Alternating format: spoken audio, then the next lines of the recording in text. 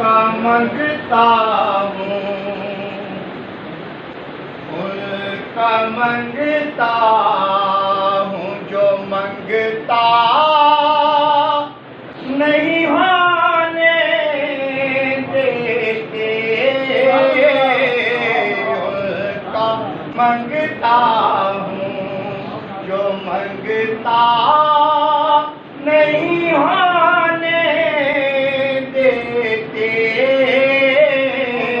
یہ حوالے مجھے رسوا نہیں ہونے دیتے، یہ حوالے مجھے محبوب مٹھل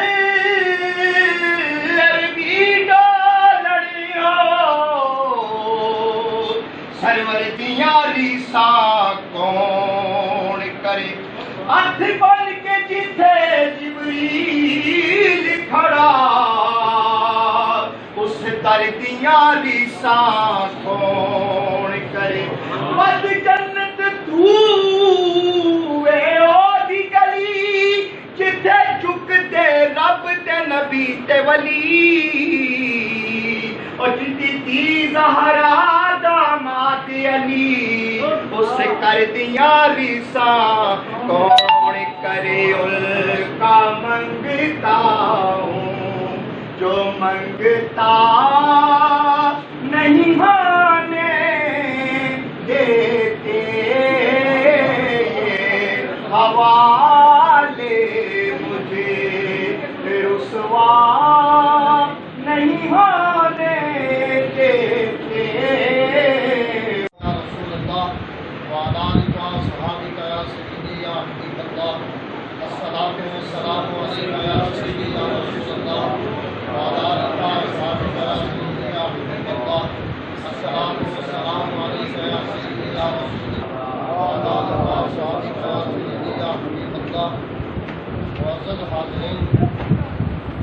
ہم سارے ثواب کی محفل میں حاضر ہیں، جو شخص زندہ ہو یا فوت شدہ ہو وہ خوش نصیب ہے، جس کے لیے کچھ مسلمان جو ہیں وہ دعا کے لیے ہاتھ اللہ کے باب میں پھیلا دیتے ہیں۔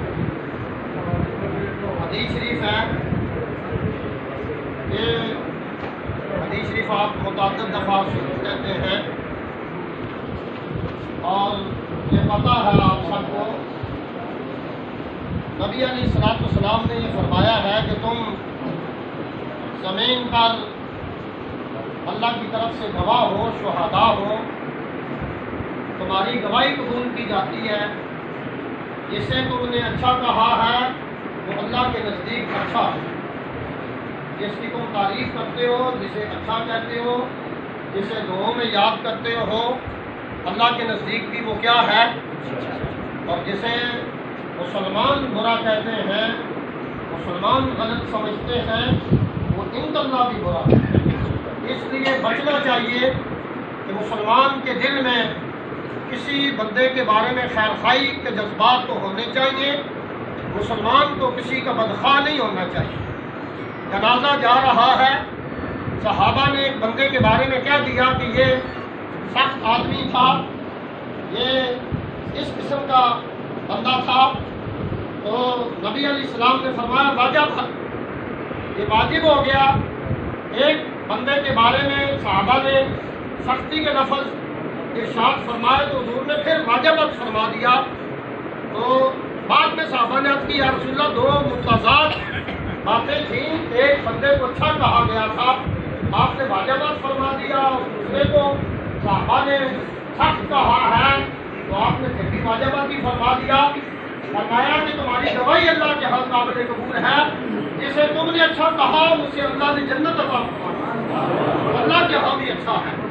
لہٰذا اب ہم سارے مسلمان ہیں، یہ ایک بات غلط فہمی ہے لوگوں کی، پوری دنیا میں یہ غلط فہمی ہے، اور یہ غلط فہمی ہم نے دور کرنی ہے۔ جو ہم یہاں بیٹھے ہیں نا، ہم نے یہ غلط فہمی لوگوں کی دور کرنی ہے۔ پہلے ہمارا اپنا ذہن صحیح صاف ہو جائے تو پھر غلط فہمی دور ہو سکتی ہے. دنیا کے لوگوں کے ذہنوں میں غلط فہمی ہے کہ عزت شاید مال سے ہوتی ہے, زمین جائیداد سے ہوتی ہے. اللہ فرماتا ہے للہ العزت ولرسولہ وللمؤمنین, عزتیں اللہ کی ہیں, اللہ کے رسول کی ہیں, اور اللہ اور رسول کے عطا کرنے سے اہل ایمان کسی اور کی عزت نہیں ہے. پوری کائنات میں قیامت آ جائے گی, عزت صرف اہل ایمان کی. عزت کس کی ہے؟ آپ نے آدم علیہ السلام سے لے کر عیسیٰ علیہ السلام تک لوگ گزرے ہیں. اب قیامت مذاہب رہیں گے.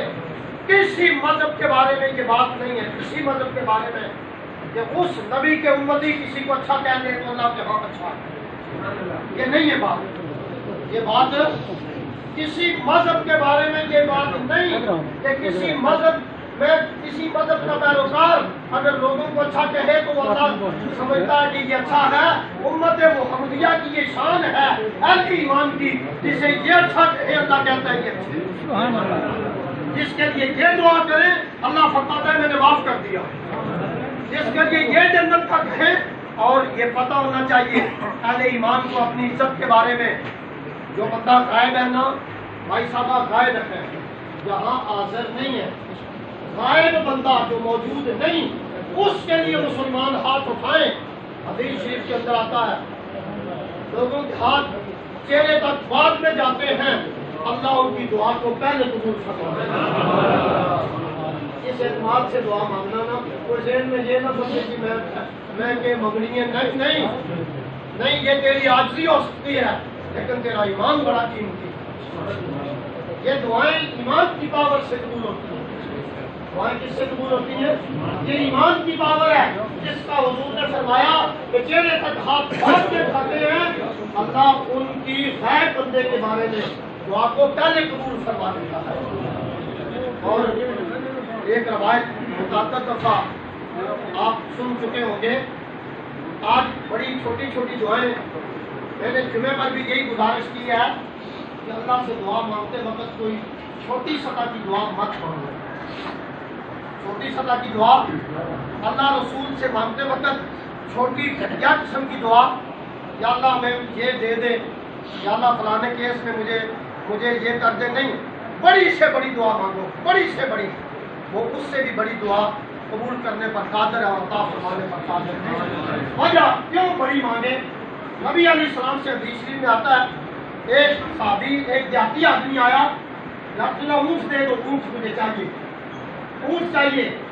آپ نے فرمایا ہوئے اونٹ بنی اسرائیل کی بڈی تھی پیچھے دعا مانگی ہے تو تک کے مانگ کے مانگ کس کو لیا تھا. وہ اتنی چھوٹی دعا میرے کو اتنی بڑی مانگ. اور فرمایا بنی اسرائیل کی بڈی نے جڑی منگی سی تو مرد ہو کے الگ ہو کے اس کو بھی چھوٹی گل کر رہے ہیں.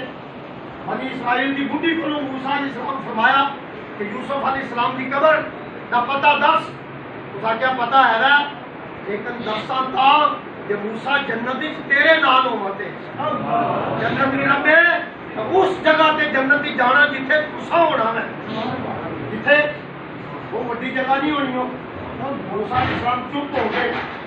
بڈی نو یہ آخا وہ جنت جتھے میں جبریل آئے اور آج کی کلیم اللہ فرماتے بوڑھی کا مطالبہ پورا کر دو نا, کچھ منگ دیا دے دو اس کو کہ تو فرمایا بڈھی تو جنت نبی دی رفاقت منگے تو میرے کو کلا اونٹ منگے.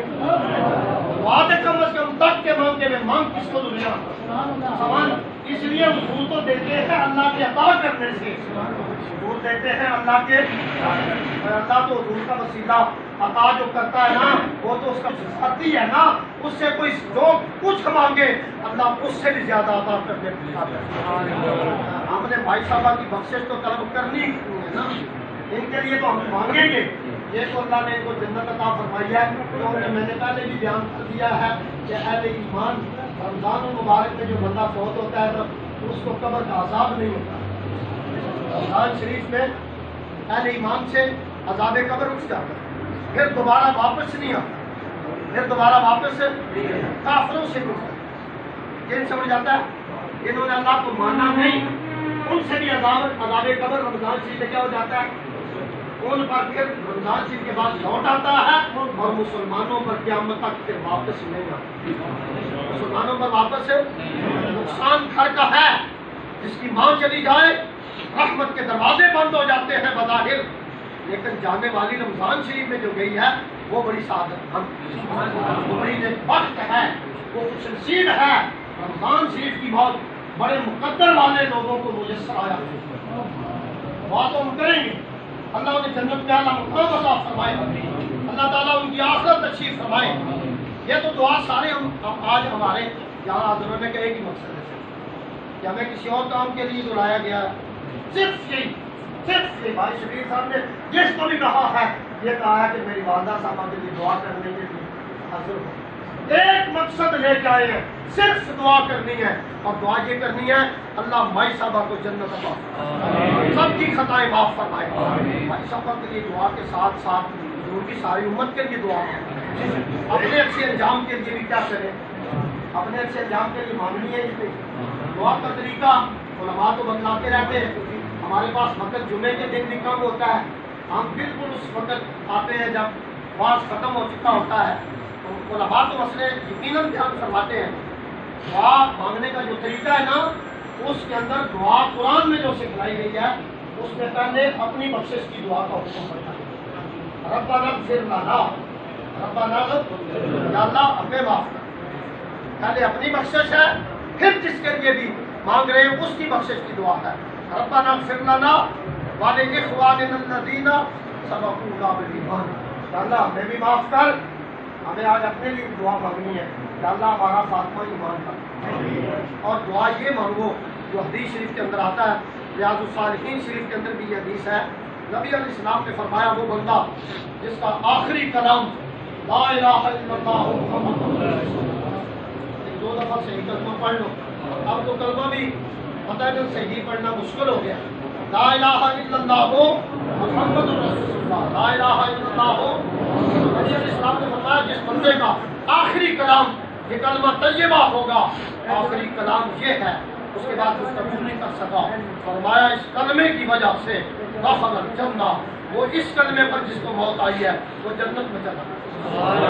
وہ کدھر چلا گیا ہے؟ یہ دعا بھی اگر مانگنے کی یا اللہ ہمیں موت کلمے پر نصیب فرما، بھائی صاحبہ کو جنت عطا فرما اور ہمیں موت کلمے پر نصیب فرما. ایک حدیث بیان کرنی ہے، ایک حدیث، اور وہ حدیث ذہن میں رکھنی چاہیے. اور آپ نے متعدد دفعہ وہ حدیث سنی ہوئی ہے. میں اسی لیے یہ گزارش بار بار کرتا ہوں کہ آپ نے سنی ہے. آج بعض علماء کے سنتے رہتے ہیں. ہم تو ایک طالب علموں کے بھی برابر نہیں ہیں. بڑے بڑے طالب علم، بڑے بڑے لائق لوگ ہیں اور بڑا بڑا مقام کرتے ہیں. اللہ ہمیں دینی طلباء کے بھی قبول فرما لے. تو حضور کے وسیلہ سے یہ اس کا بہت بڑا کرم ہے.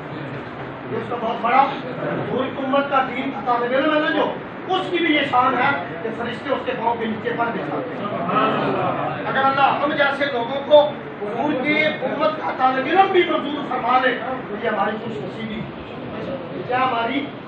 نبی علیہ السلام نے فرمایا جب بندہ دنیا سے چلا جاتا ہے 3 قسم کے آدمی ایسے ہیں مرنے کے بعد بھی ان کی عمل کا جو رجسٹر ہے، نیکیاں درج ہونے کا جو رجسٹر ہے وہ کھلا رہتا ہے.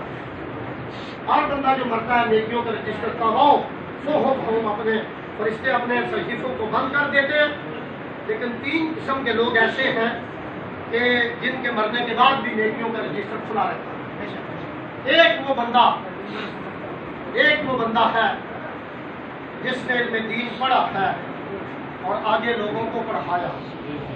جس نے علم دین پڑھا ہے اور لوگوں کو کیا کیا جی علم دین. یہ پتہ ہے ہماری مائیاں گھروں میں قرآن پڑھایا کرتی ہیں. یہ حدیثوں کے بارے میں جس نے دین پڑھا ہے لوگوں کو پڑھایا ہے. نبی علیہ السلام نے فرمایا جب تک اس کے پڑھے ہوئے آگے دین پھیلاتے رہیں گے اس پڑھانے والے کو قبر میں ثواب ملتا ہے. اس پڑھانے والے کو قبر میں ثواب. دوسرا وہ بندہ جس نے کوئی صدقہ جاریہ کیا، ایسا صدقہ جس سے مسلمانوں کو نفع حاصل ہو رہا ہے، مسلمان فائدہ اٹھا رہے ہیں اپنے مال سے. اس مال سے کیا کیڑے مال کو اپنے مال سے کیا ہے، اپنے مال سے، اور کیا اللہ کی رضا سے، نہ مری کے لیے نہیں، اعلان کے لیے نہیں، اور دکھلاوے کے لیے نہیں، اپنے مال سے صدقہ جاریہ کیا ہے۔ فرمایا جب تک لوگ اس کے صدقے سے نفع اٹھاتے رہیں گے اس کو قبر میں ثواب ملتا ہے۔ حضرت صاحب تشریف لائے، نبی علیہ السلام نے کہیں بھیجا تھا، واپس آئے تو ان کی والدہ کا وصال ہو گیا تھا، بارگاہ نبوی میں گئے، یا رسول اللہ ماں کا تم وصال، یا رسول اللہ میری والدہ وصال کر گئی ہے، کوئی وصیت کرتی میں بتا دو، لیکن اب میں کیا کروں؟ فرمایا ساتھ مدینے میں پانی کی کمی ہے، کنواں کھدوا دے، جب تک لوگ پانی اس کنویں سے پیتے رہیں گے تیری ماں کو ثواب تھا، تیری ماں کو ثواب۔ حضرت صاحب نے کنواں کھدوایا اور کنواں ہو گیا مکمل، پانی نکلنا ہو گیا تو اعلان کیا اشارہ کر کے، فرمانے لگے صحابہ حاضی لأم سعد، یہ کنواں ہے جو یہ سعد کی ماں کے ثواب کے 13 صدیاں مسجد نبوی کی تعبیر نو سے پہلے 13 صدیاں حجاج معتمرین مدینہ کے رہنے والے اس کنویں سے پانی پیتے رہے۔ فرمایا جب تک لوگ پانی کنویں سے پیتے رہیں گے تیری ماں کو ثواب ملتا ہے۔ مسجد بنواتا ہے، تو مکتب بنواتا ہے، کوئی کار خیر پر خرچ کرتا ہے اپنے ماں باپ کے لیے، اللہ اس کو ثواب عطا فرماتا رہتا ہے۔ اور تیسرا وہ بندہ، اور بس میں یہ سمجھتا ہوں کہ روزہ بھی کھولنا ہے، سامان بھی رکھنا ہے، ختمات بھی پڑھے جانے ہیں۔ اس حدیث کی آخری بات نبی علیہ السلام نے فرمایا کہ قبر میں چلا گئے ماں باپ، اپنے پیچھے سال اولاد چھوڑ گئے۔ میں یہ بھائی صاحبہ کے بیٹوں سے اور بالخصوص ان کے خاندان سے یہ کہنا چاہتا ہوں یہ بات، اور ہر جس کے بھی کوئی چلا گیا دنیا سے انہیں یہ بات ذہن میں رکھنی چاہیے۔ فرمایا کہ وہ بندہ جو اپنے پیچھے دعا مانگنے والے یہ اولاد چھوڑ گیا تھا، کون سی اولاد ہے؟ دعا مانگنے والی صالح اولاد چھوڑ گیا، بیٹا صالح چھوڑ گیا۔ یا رسول اللہ صالح بیٹا کون سا؟ ایسے تو صالح تو کٹ بندہ ہی کو نہیں لگتا، سارے کو وقت یہ تو بڑا نیک نکلیا ہے فلانا ہوتا تھا، بندہ سارا کہتا ہو کہ اس لیا اور کوئی نہیں، لیکن ہر بندہ صالح کی تعریف حضور نے فرمائی ہے۔ فرمایا صالح وہ ہے جو اپنے مرے ہوئے ماں باپ کے لیے دعا کرتا ہے۔ صالح کہنا ہوتا جی کہ اپنے مرے ہوئے ماں باپ واسطے جیسی بھی کرتے ہو نیا جیسی بھی صالح جی کو نہ کرتے کہ اجن تک اسی زندہ ہاں صالح بنیا جا سکتا ہے۔